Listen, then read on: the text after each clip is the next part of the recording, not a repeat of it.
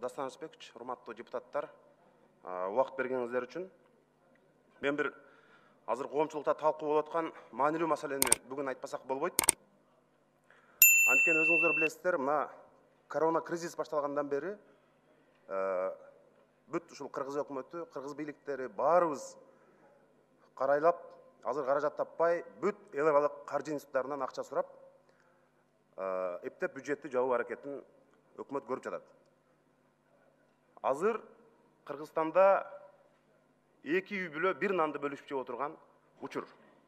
Ошол эле убакта бизде азыр коррупцияга каршы күрөштү мындай башкы уран катары колдонуп жүрөбүз. Мен бир маселеге көңүлүңүздөрдү бургум келет. Ошондой эле күч органдарына, президенттин, өкмөттүн өкүлдөрүнө, фракция жетекчилерине дагы көңүлүм бургум келет.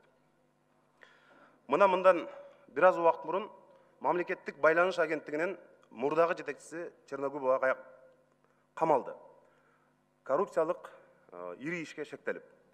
Андан кийин биздеги маалымат боюнча улуттук коопсуздук кызматынын дагы бир башкармалыктын жетекчиси камалды, начальник управление. Ал менен кошо дагы бир кызматкери камалды. Өкмөттүн аппаратынан дагы ушул күндөрү ушул маселе боюнча сурак берип атышат.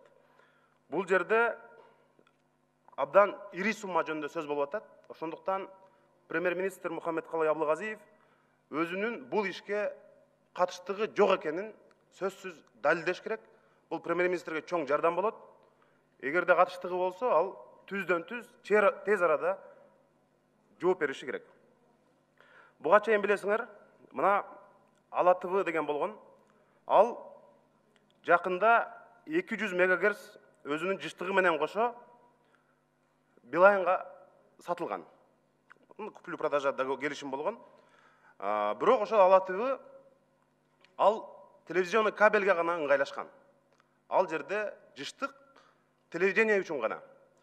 Бирок мына ошону Ала ТВ Билайнга 1 миллион 800 миң долларга сатып атат.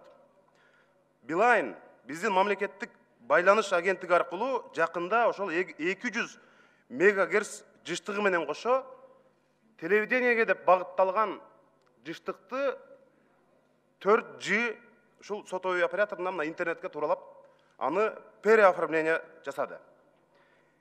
Эми ушул жерде чоң маселе болуп атат. Буга чейин билесиздер, мына Темир Сариев премьер-министр болуп турганда 15 мегагерц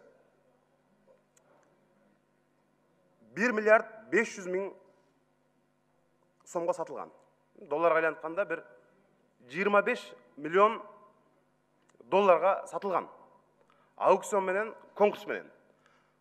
Бул жерде азыркы премьер-министрдин тушунда 200 мегагерц 700 сомго кетип атат. 200 мегагерц. 15 мегагерц 25 миллион долларга сатылып атат. 200 мегагерц бекер кетип атат. Мына менде азыр мамлекеттик жана комитеттин байланыш боюнча каты турат.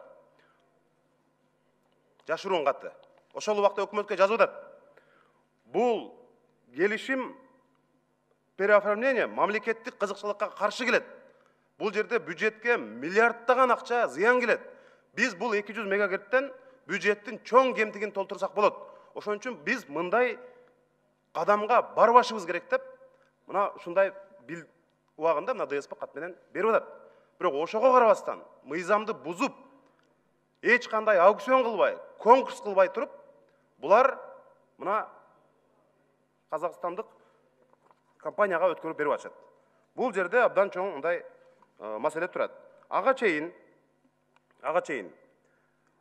ошондой эле дагы бир лицензияны башка сотовый операторлорго булар мына 900 миллион долларлык дерлик. Аны дагы мына бул мен ойлоп тапканым жок. Бул мамлекеттик коопсуздук кызматынын катты. Мына ГКМнын.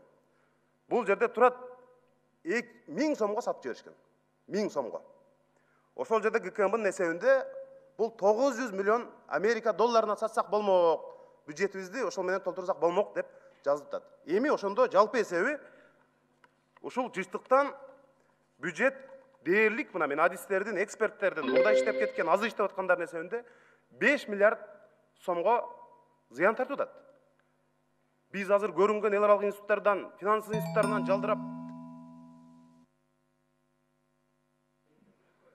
1 минут бергиле. Мына 1-2 минут. Мына 5 миллиард сом бюджетке түшпөй атат.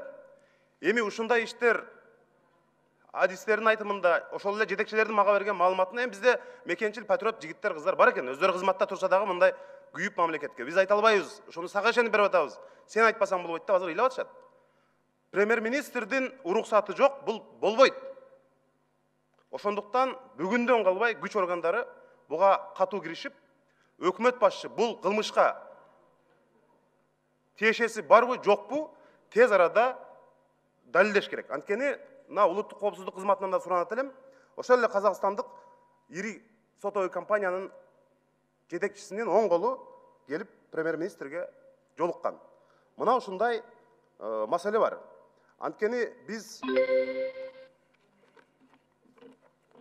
мен айтат элем, урматтуу депутаттар, урматтуу күч органдары, тилекке каршы убактын бүтүп баратат. Мына бул Дастан Рысбекович, 30 секунд. мына буга чейин биз билесиңер, алтынды саткан учур болду, жерди саткан учур болду, кенди саткан учур болду. Бирок азыр биздин мына биз дем алып аткан абаны сатып акча жасагандар азыркы өкмөттүн тушунда пайда болду. Азыр улуттук коопсуздук кызматында 4 адам ушул боюнча абакта жатат. Тергөө абагында. Муну адилеттүү тергөөнү жасап, мына урматтуу фракция жетекчилери, урматтуу парламент, мына биз тандаган өкмөттүн кадамына мындай бир жоопкерчиликти берүү бул биздин колубузда турат. Калган сөз сиздерде. Рахмат. Рахмат.